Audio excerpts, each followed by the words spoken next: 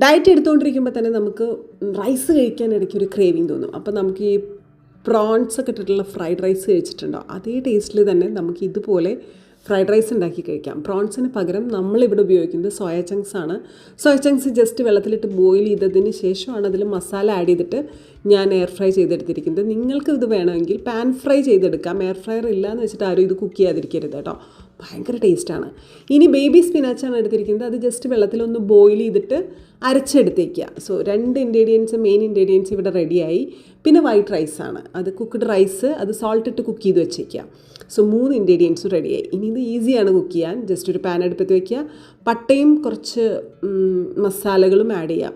അതിൽ ഗരം മസാലയിൽ എന്തൊക്കെ ഹോൾ മസാലാസ് നിങ്ങൾക്ക് ആഡ് ചെയ്യാൻ ഇഷ്ടമാണ് അതൊക്കെ ആഡ് ചെയ്യാം. ഇനി കുക്കിംഗ് വളരെ സിമ്പിളാണ്. സവാള ചെറുതായിട്ട് കട്ട് ചെയ്തതും അതേപോലെ തന്നെ ഗാർലിക് ചെറുതായിട്ട് കട്ട് ചെയ്തതും കൂടിയിട്ട് ഒന്ന് പാനിലൊന്ന് റോസ്റ്റ് ചെയ്തതിന് ശേഷം റൈസ് ആഡ് ചെയ്യുക. ഈ ഇൻഗ്രീഡിയൻസ് ഒക്കെ ഞാൻ നേരത്തെ തയ്യാറാക്കി വെച്ച എല്ലാം കൂടി മിക്സ് ചെയ്തെടുക്കുക. സോൾട്ട് കറക്റ്റ് അല്ലേന്ന് ഈ സമയത്ത് നോക്കൂ. വേറെ ഒന്നുമില്ല.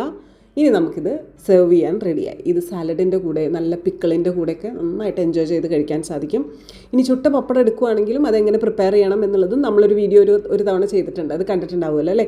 ആ പപ്പടത്തിൻ്റെ കൂടെയും ഇത് കഴിക്കാം. അപ്പോൾ ഇടയ്ക്ക് നമുക്ക് ഡയറ്റിലിരുന്നുകൊണ്ട് റൈസ് കഴിക്കാൻ പാടില്ലേ, തീർച്ചയായിട്ടും കഴിക്കാം. പ്രോട്ടീൻ റിച്ച് ആയിട്ട് റൈസ് കഴിക്കാൻ വേണ്ടി ശ്രമിക്കണം. അപ്പോൾ അത്രയേ ഉള്ളൂ. അടുത്ത വീഡിയോ ആയിട്ട് വരാം. Thank you, love you. Video ഇഷ്ടപ്പെട്ടുവെങ്കിൽ do like, share and subscribe കേട്ടോ. Thank U.